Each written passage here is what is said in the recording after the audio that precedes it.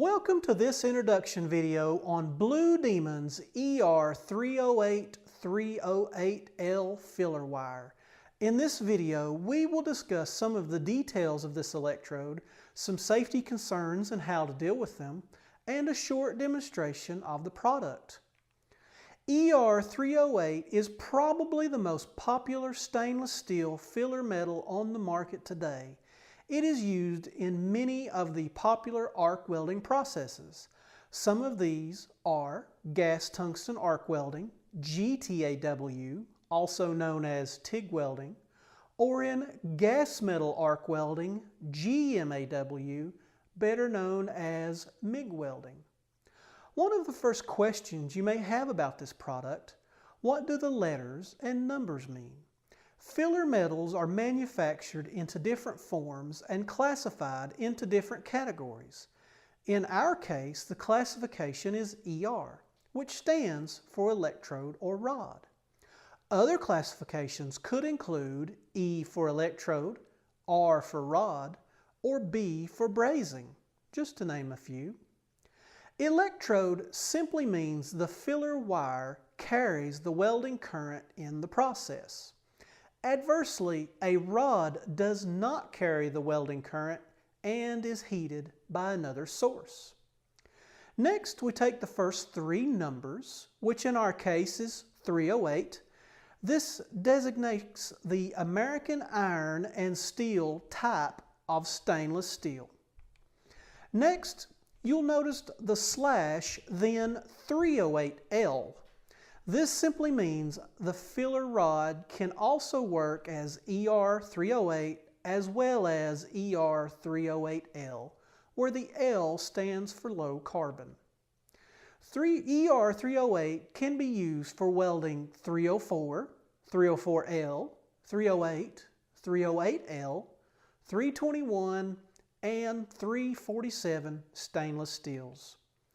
ER308 comes in roll form for use in the MIG process. It is also manufactured in rod form for the TIG process.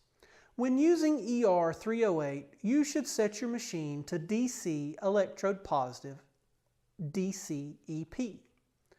There are a few options for shielding gas when using ER308. The Blue Demon website has gas options for short circuit MIG, spray transfer, and the TIG process. For today's demonstration, I'll be running 100% argon. This electrode can weld in the flat, vertical, overhead, and horizontal positions. ER308 is used in a wide array of applications. Some of the common uses are the food service industry, chemical equipment, tanks, pumps, furnace parts, and anywhere you have high corrosion conditions. Check out Blue Demon's website for more product details and instructions on using ER308 or 308L. Let's stop here for just a moment before I begin the demonstration portion. We need to talk about safety. The welding process can produce harmful light, fumes, sparks, and flying slag, just to name a few. You should always wear the proper clothing and safety gear while welding. This includes, but is certainly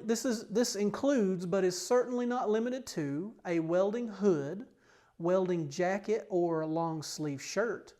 I would suggest cotton or wool, as synthetic materials may melt to your skin. Next, select the proper thickness of gloves, ear protection, and safety glasses. One should always wear eye protection during the welding process. Here's a tip.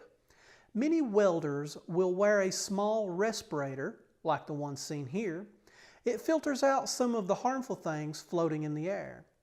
The other thing it does is direct the hot air you breathe down and out of your hood. If you've ever welded before, you know the lens can become so fogged you can't see anything. Other safety concerns exist in your shop. You will want your welding area to be free of flammable materials such as shop rags or paper towels. You should keep flammable or combustible liquids properly stored away from any source of heat or spark.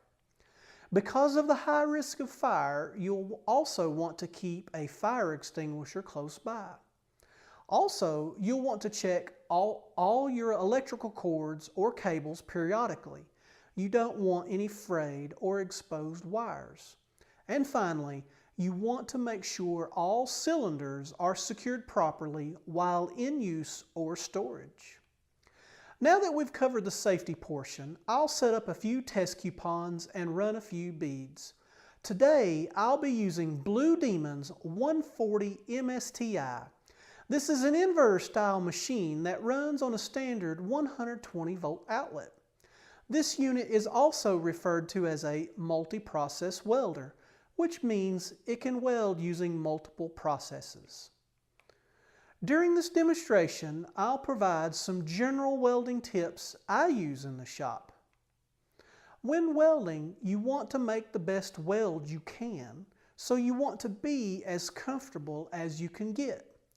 You should attempt to find something to rest or prop your hand or arm against to make your task a little easier. For example, attach a C-clamp to your part or welding table to brace yourself. Anytime I'm going to weld, I always find a scrap piece of steel to pad beads on. This gets my hand-eye coordination back in sync so I can run the best bead that I can. I'm not a welder by trade, so I need all the help I can get. Things I work on when padding beads are electrode or torch angle, travel speed, distance from workpiece to electrode, heat or amperage selection, and if I need any type of electrode manipulation. Next, make a few dry runs. What are dry runs, you ask? This is when you go through all the motions of welding, but you're not actually welding. This will ensure you can complete your weld and nothing is in your way. When MIG welding, you need a small gap between the workpiece and the tip of the MIG gun. This gap is known as contact tip to work distance, or CTWD.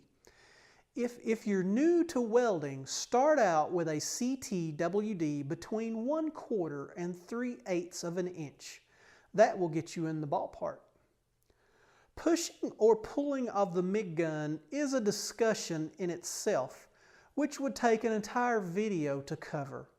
I would like to say you should choose what works best for you, and if your task requires one technique over the other. If you're using a self-shielded filler metal, you will need to pull or drag the MIG gun. This is due to the wire having a flux core for shielding the weld pool. Always remember this: if you have slag, you must drag. My last tip is one that can apply to MIG or TIG welding. It's the 3 C's of welding. Clean, clean, clean. Keep your metal clean as possible. You will want all the oils, paints, and rust off of your steel before welding. This is particularly important for the TIG process. When TIG welding, you'll want to take extreme measures to ensure all parts are clean as possible.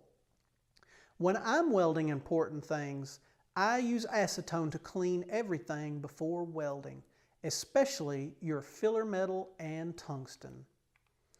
I really appreciate you spending your time with me today, and please remember Blue Demon for all your welding needs. Thanks for stopping by, and I'll see you next time.